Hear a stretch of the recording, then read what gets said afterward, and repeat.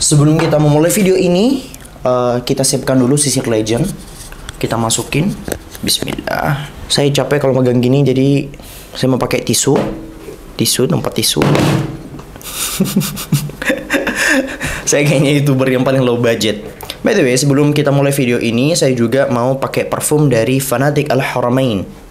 Hey, Fanatic Al-Haramain yang bisa teman-teman dapatkan di Faih Al-Haram. Jadi ini aromanya itu benar-benar kayak pelantaran hotel-hotel di sekitar Masjid Al-Haram. Jadi kalau misal teman-teman itu pernah umrah, pergi ke Madinah, pergi ke Makkah, biasanya di sekitar hotel itu ada aroma yang benar-benar khas yang keluar dari hotel-hotel sekitaran Masjidil Haram. Nah, aromanya itu persis kayak begini. Buat teman-teman yang penasaran, langsung cek aja linknya di bio. Saya mau pakai dulu.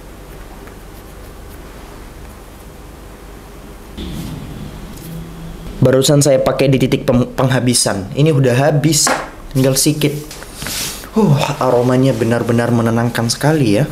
Marhaban bikum fil halqati tsaminati min ajmalil qasas. Apa kabar teman-teman sekalian? Semoga Allah Subhanahu wa taala senantiasa memberkahi kehidupan teman-teman sekalian dimanapun bumi Allah yang sedang teman-teman pijak. Saya udah lama gak bikin video Ajmal Qasas dan saya benar-benar merasa bersalah. Waduh, 9 bulan yang lalu saya terakhir kali bikin video Ajmal Qasas. Saya juga berharap bahwa teman-teman tidak mencukupkan ilmu Al-Quranul Karim berupa kisah-kisah yang terkandung di sana hanya dari channel YouTube saya, karena channel YouTube saya ini masih banyak sekali kekurangan, mulai dari telat upload, informasi yang tidak detail, ila akhirih. Saya berharap teman-teman juga banyak belajar dari sumber-sumber yang berbeda. Oke? Dikisahkan ada seorang pria budak bertubuh pendek, berkulit hitam, bibirnya tebal, kakinya pecah-pecah, bajunya berdebu, lusuh, asy'atha aghbarah. Intinya kalau misal kita mau ngikutin beauty standar yang berlaku pada saat itu, apalagi di zaman sekarang, beliau benar-benar jauh dari itu semua. Tapi di samping itu semua, Allah Subhanahu wa taala menjadikan beliau sebagai makhluk yang spesial. Di samping itu semua, orang-orang yang ada di sekitar beliau sangat menghormati beliau. Saking spesialnya beliau, Allah juga menjadikan nama beliau sebagai salah satu nama surah di dalam Al-Quran. Siapa beliau? Mari kita bahas. Let's go. Ya man yara ma fi dhamiri wa yasma'u, anta al-mu'addu li kulli ma yutawaqqa'u.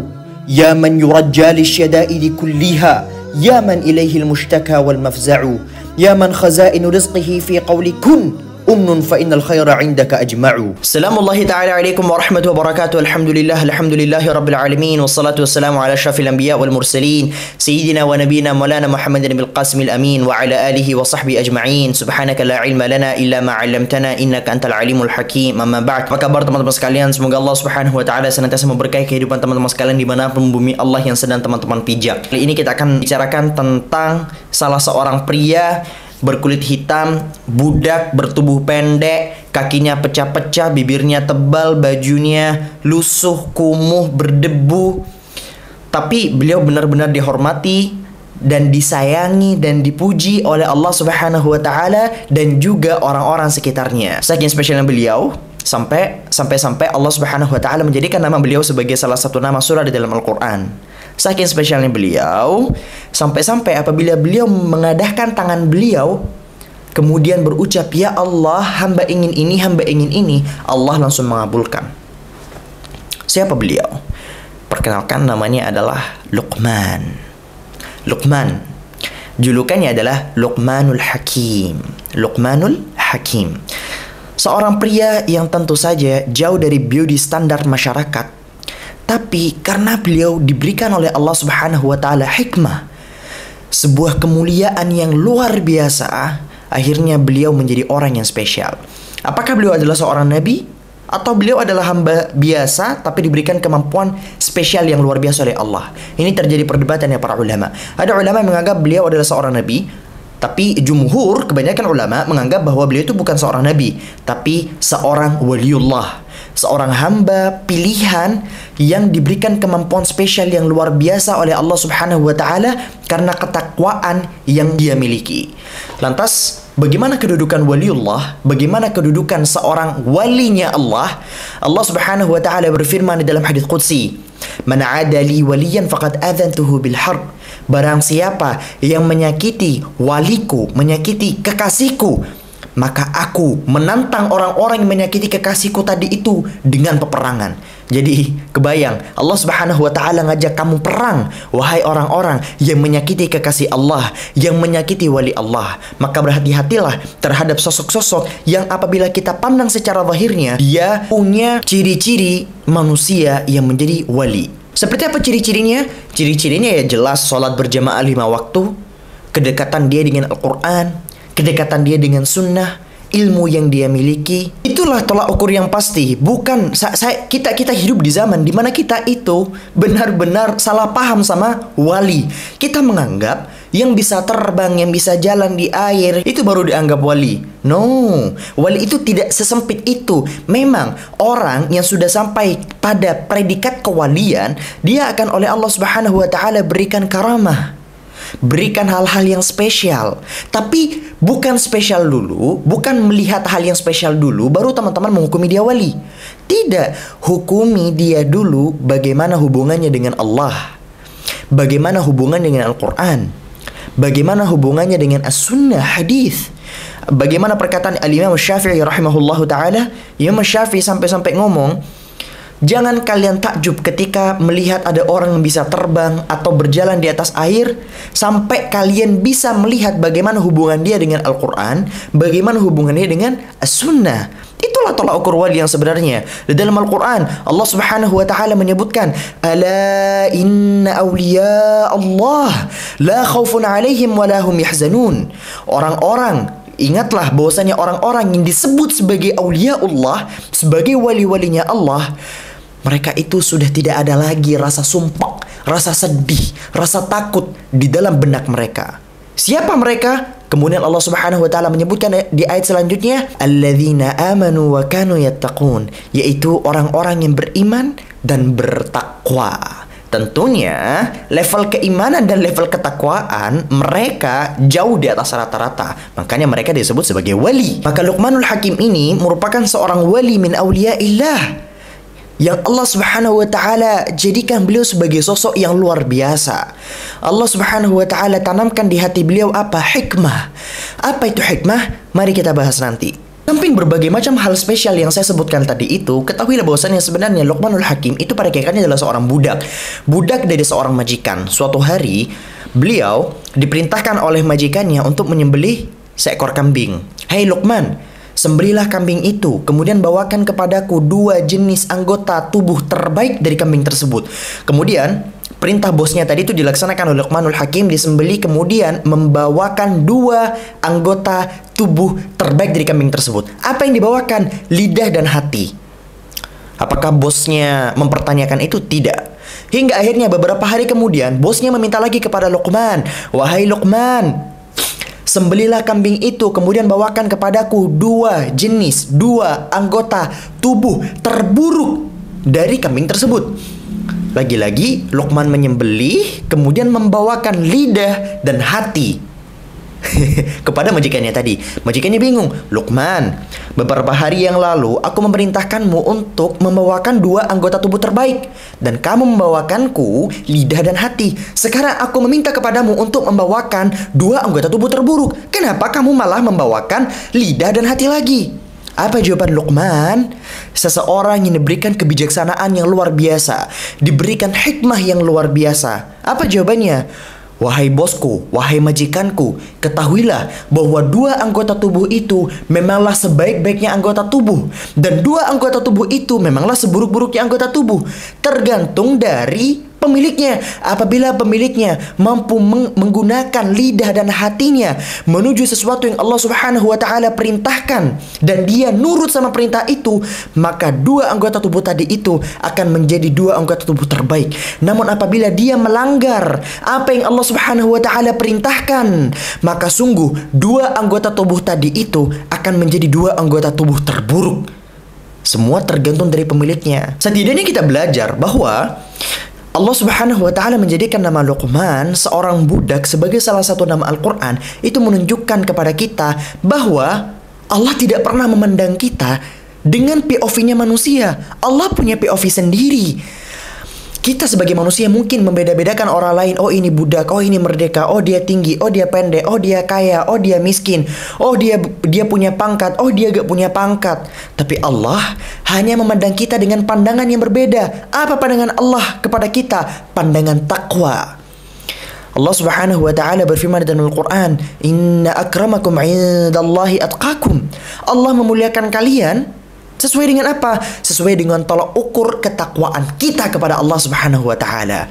Itulah tolak ukur yang pasti, bukan dengan tolak ukur manusia. Andai kata Allah itu menilai kita dengan kekayaan, andai kata Allah menilai kita dengan pangkat, andai kata Allah menilai kita dengan seberapa good looking kita di hadapan manusia, niscaya Allah tidak akan pernah menjadikan sosok Luqmanul Hakim yang tidak good looking, yang miskin, yang budak, yang berkulit hitam, yang dianggap tidak sesuai dengan beauty standar pada saat itu sebagai salah satu nama surah di dalam Al-Quran. Walaqad atayna Luqman al-hikmah, dan sungguh kami telah memberikan Luqman itu hikmah. Luqman ini memang terkenal dengan kehikmahan yang luar biasa, makanya dijulukannya adalah Al-Hakim. Ya, kenapa dijuluki sebagai Al-Hakim? Karena Luqman diberikan hikmah yang luar biasa oleh Allah Subhanahu wa taala. Makanya dijuluki Al-Hakim. Apa itu hikmah? Allah Subhanahu wa taala berfirman dalam Al-Qur'an, "Yu'til hikmata man yasha." Allah akan memberikan hikmah itu kepada sesiapa pun yang Allah kehendaki. Wa may yu'tal hikmah, barang siapa yang Allah Subhanahu wa taala berikan hikmah padanya, faqad utiya khairan katsira, maka sungguh dia telah mendapatkan kebaikan yang amat luar biasa. Apa itu hikmah? Para ulama menyebutkan al-hikmatu hiya al-fiqhu fid din. Pemahaman dia terhadap agama. Diberikan pemahaman terhadap agama. Seberapa paham dia terhadap agama, seberapa deep hubungan dia dengan agama. Itulah hikmah. Apakah dicukupkan dengan itu? Tidak. Wasalamatul aql, ya. Seberapa cerdas, seberapa murni, seberapa hebat metodologi yang dia gunakan untuk memanfaatkan akalnya.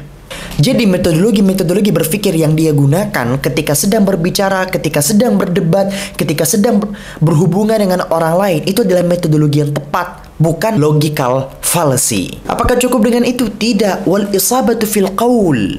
Ketika dia sudah paham agama, mempergunakan daya pikirnya dengan baik, kemudian apa yang keluar dari lisannya pun mengandung faidah, mengandung kebijaksanaan yang luar biasa. Bijak, tidak menggunakan lisannya untuk mencaci orang lain, tidak menggunakan lisannya untuk menghinakan orang lain. Setiap yang keluar daripada lisan beliau, semuanya adalah kebaikan, semuanya adalah keindahan, semuanya adalah hikmah, semuanya adalah kebijaksanaan yang luar biasa. Itulah hikmah. Makanya Luqman diberikan keluar biasaan oleh Allah Subhanahu wa taala berupa apa? Berupa hikmah.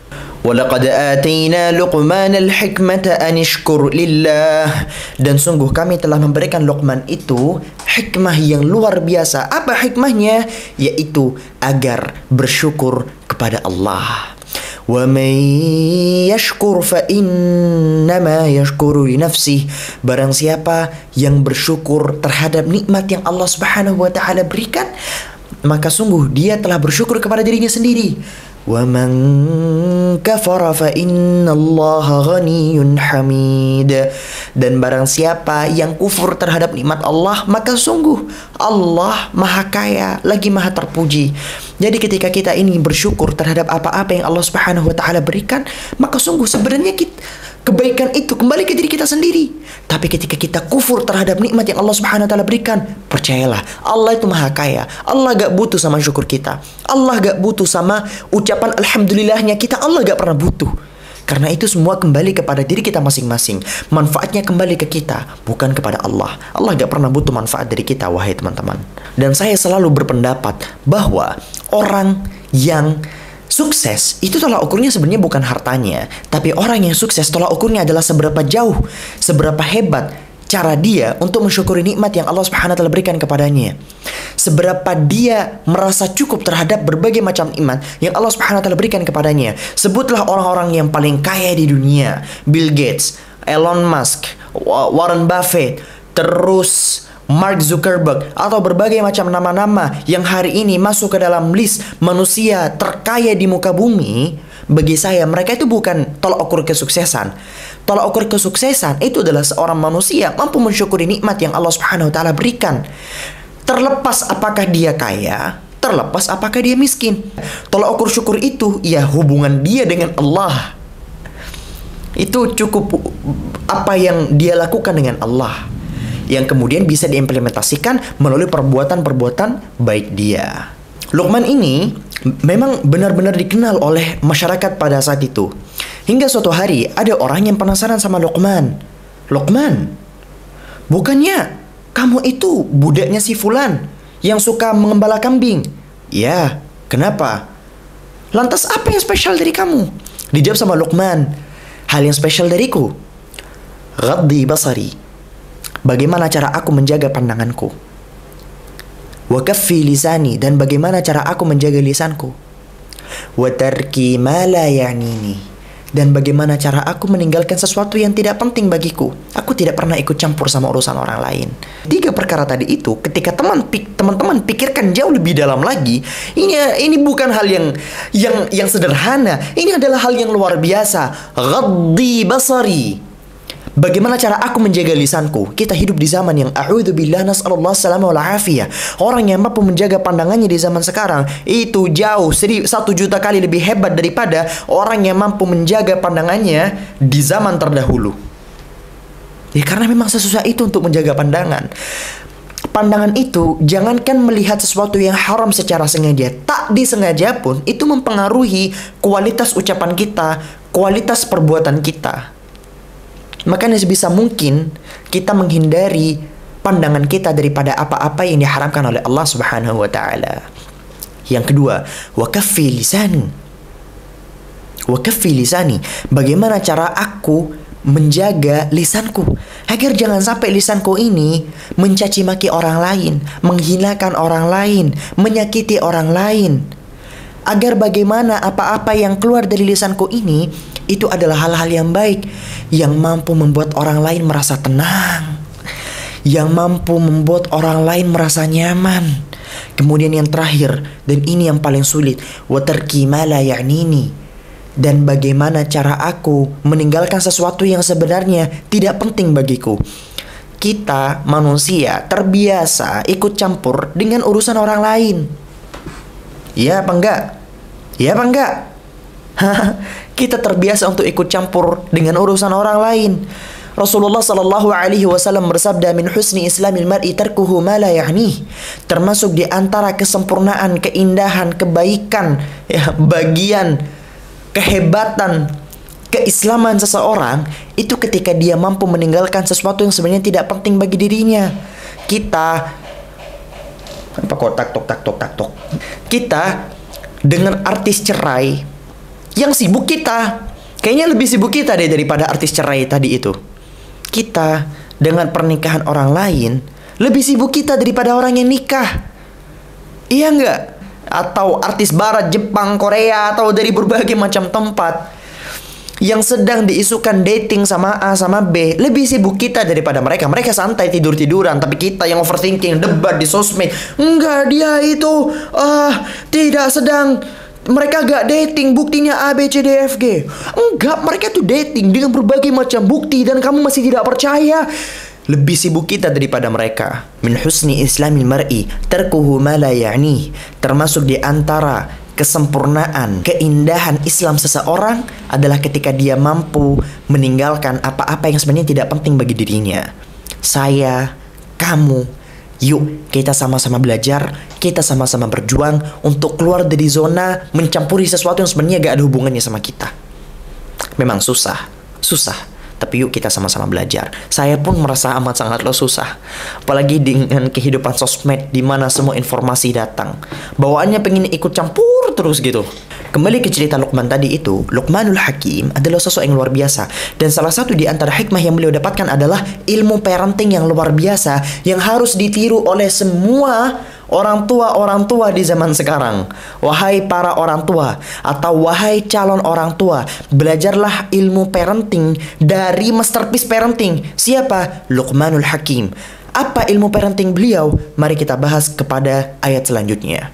Wa idh qala Luqmanu libnihi wa huwa ya'idhuhu ya bunayya la tusyrik billah Inna syirka la zulmun azim. Dan ketika Luqman berkata kepada putranya, dengarkan wahai teman-teman, wahai para calon orang tua, wa huwa ya'idhu. Dan Luqman memang suka memberikan nasihat kepada putranya, suka deep talk sama putranya. Berapa banyak di antara orang tua hari ini yang jarang deep talk sama anaknya. Anaknya dibiarin aja, hidup di luar, hidup di dalam, di kamar ngapain, gimana. Banyak orang tua yang kayak gitu kan. Sehingga banyak kita temukan hari ini anak-anak yang fatherless, motherless. Mereka kehilangan sosok orang tua. Kenapa? Karena orang tuanya jarang ngajak putra-putra mereka deep talk, kasih nasihat dengan nasihat yang baik. Apa nasihat Luqman? Ya bunai, wahai putraku. By the way, dalam bahasa Arab, kata-kata ya bunai ini benar-benar sangatlah indah. Wahai putraku, la tusyrik billah. Janganlah engkau syirik kepada Allah. Nah, ini yang pertama kali diajarkan oleh Luqman kepada putranya. Dan ini harus kita contoh. Wahai para calon orang tua, hal yang pertama kali harus kita ajarkan kepada anak-anak kita, kepada calon anak-anak kita kelak adalah yang pertama, tauhid. Jangan sampai dia itu menyekutukan Allah Subhanahu wa taala. Inna syirka la zulmun azim. Sesungguhnya kesyirikan itu adalah kezaliman yang sangat luar biasa. Perlu kita tekankan, syirik adalah dosa yang paling pertama yang dilakukan oleh orang Islam. Orang yang punya dosa banyak banget itu masih punya harapan masuk surga. Tapi ketika ada orang melakukan perbuatan syirik, apalagi syirik besar ya, maka jangan harap surga itu mendatanginya, atau dia mendatangi surga tadi itu, jangan banyak berharap.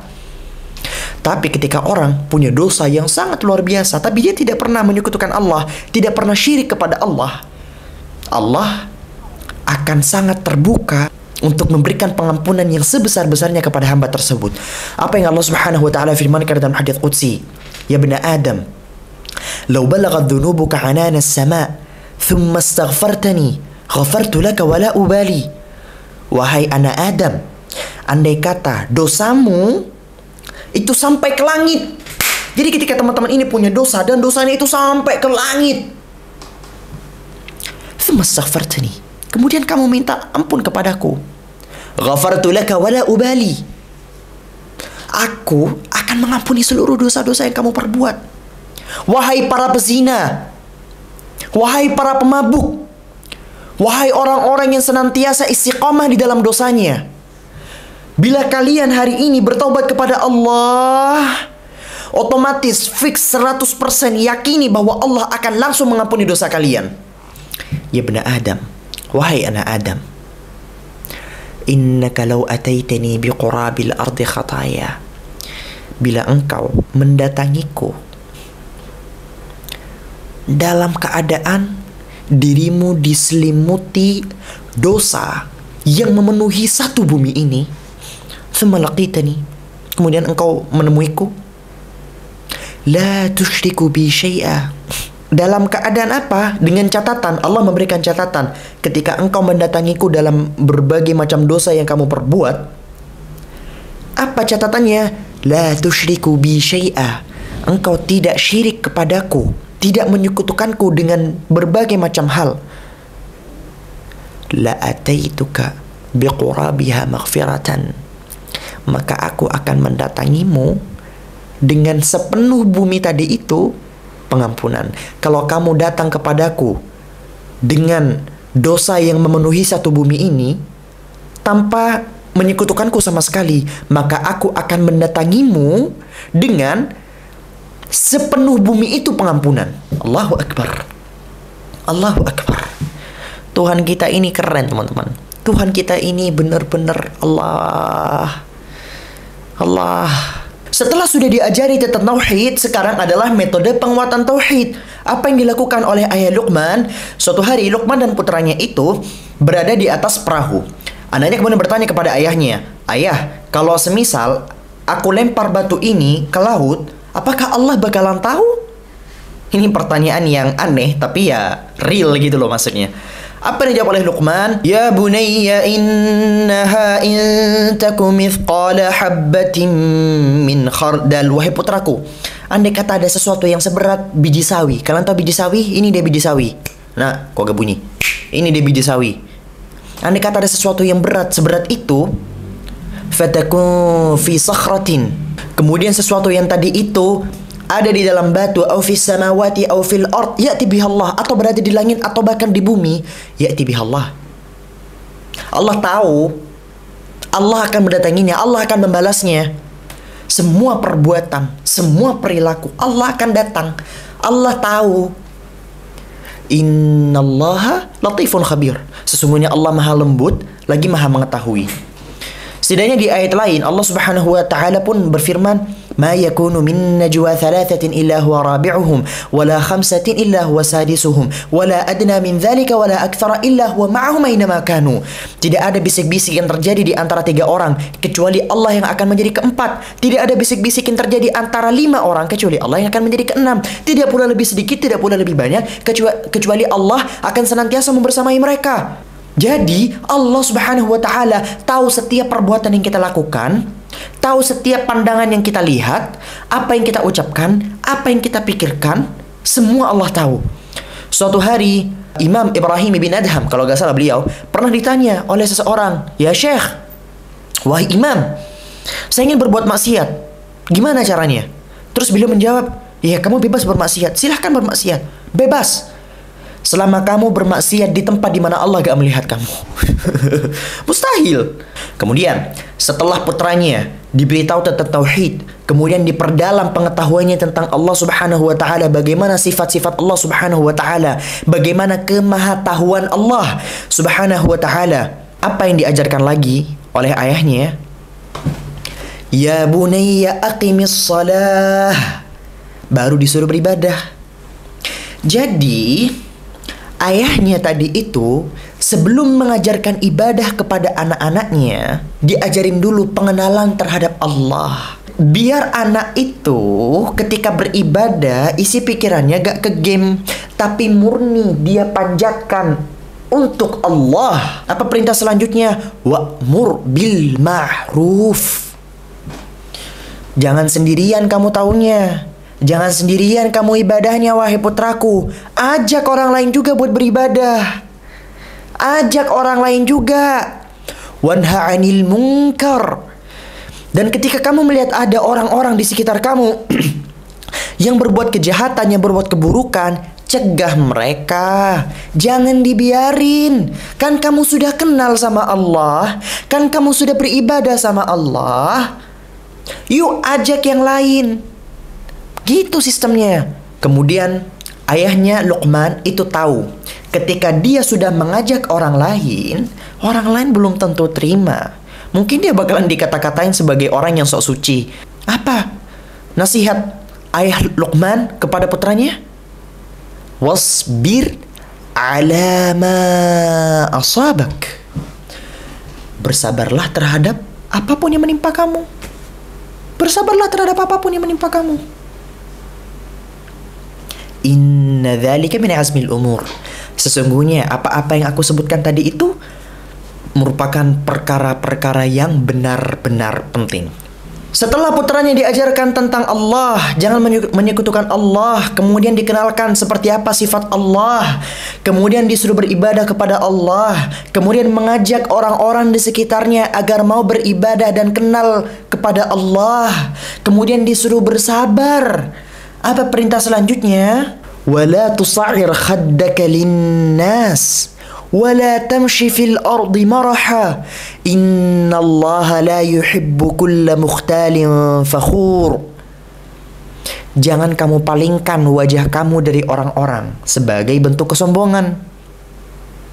Dan jangan pula kamu berjalan di atas bumi ini gagah-gagahan.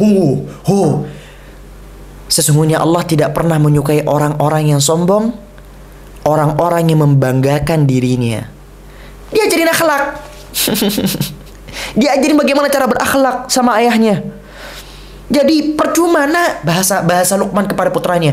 Nah, kamu percuma nak ngajak orang lain sholat, ibadah, kenal sama Allah, bla bla bla. Sebagaimana aku sebutkan tadi, kalau kamu gak berakhlak, kalau kamu masih gagah-gagahan di muka bumi ini, kalau kamu masih sombong, kalau kamu masih merasa lebih baik daripada orang lain, percuma nak, percuma. Makanya disuruh jangan sombong. Perlakukan orang lain itu sebaik mungkin. Lihat ayat selanjutnya. Waqsid fi masyik. Sederhanakanlah cara kamu berjalan. Waghdud min sautik. Pelankan juga suara kamu, lunakkan suara kamu. Jangan sampai cara kamu jalan itu membuat kamu seperti orang yang gagah-gagahan. Jangan pula apa-apa yang keluar dari lisan kamu tadi itu adalah sesuatu yang membuat diri kamu tampak sombong di hadapan orang lain. Jangan sampai yang keluar dari lisan kamu itu juga menyakiti orang lain. Jangan sampai, wahai putraku. Inna ankaral aswati la sautul hamir. Sesungguhnya suara yang paling jelek adalah suara keledai. Jadi seakan-akan orang-orang yang bahasanya sebagaimana saya sebutkan tadi itu diibaratkan seperti suara keledai. Kalian belum tahu suara keledai? Ini dia suara keledai.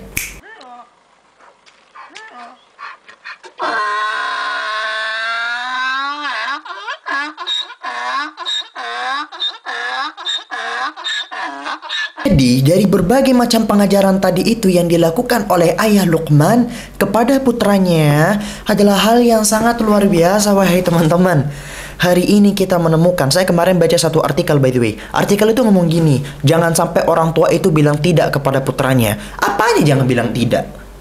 Kenapa? Katanya bakalan merusak sarafnya begini-begini. Saya bingung. Terlepas dari benar atau tidaknya artikel tersebut, tapi saya bingung.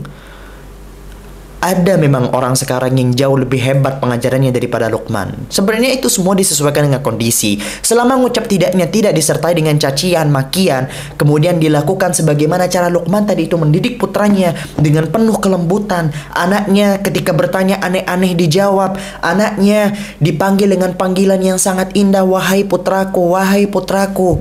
Indah bukan? Sehingga anaknya juga punya kedekatan emosional sama ayahnya. Gak ada problem. Maka wallahi thumma wallahi tidak ada bahasan parenting yang jauh lebih baik daripada apa yang Allah Subhanahu wa taala ajarkan dalam Al-Qur'an. Ini secara general saja. Perihal bahasan-bahasan detailnya teman-teman bisa dapatkan dari berbagai macam tempat. Tapi usahakan dahulukan Al-Qur'an di atas segala-galanya. Wahai para calon ayah, saya by the way ketika ngomong di depan kamera ini saya kan ngeliat wajah saya kan. Wahai para calon ayah, wahai kadam calon ayah, jadilah sebaik-baik ayah, jadilah sebaik-baiknya orang tua. Jangan sampai ucapan kita itu sebagai orang tua justru akan menyakiti putra dan putri kita. Jangan sampai. Maka kita cukupkanlah bahasan tentang Luqman sampai di sini. Ayatnya itu sebenarnya pendek, cuman ada 4 ayat sampai 5 ayat tadi yang sudah saya bacakan. Setidaknya dari 5 ayat itu bisa teman-teman dengarkan selama ini. Saya gak tahu video ini bakalan jadi selama apa, tapi setidaknya teman-teman bisa tahu bahwasannya sebenarnya setiap ayat di dalam Al-Quran itu mengandung makna yang luar biasa. Setiap ayat, setiap huruf, setiap kata di dalam Al-Quran mengandung makna yang luar biasa, yang apabila teman-teman berusaha rincikan, insya Allah sampai kiamat kurang 2 hari pun gak bakalan selesai bahasannya.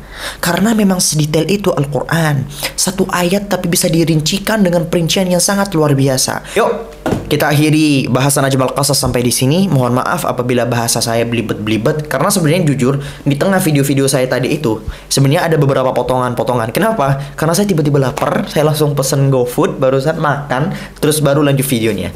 Tebak, saya berhenti buat makan itu ada di menit keberapa? Subhanakallahumma bihamdika asyhadu an la ilaha illa anta astaghfiruka wa atubu ilaik. Sallallahu wasallam ala sayyidina Muhammad wa ala alihi washabihi ajma'in. Wassalamu alaikum warahmatullahi wabarakatuh.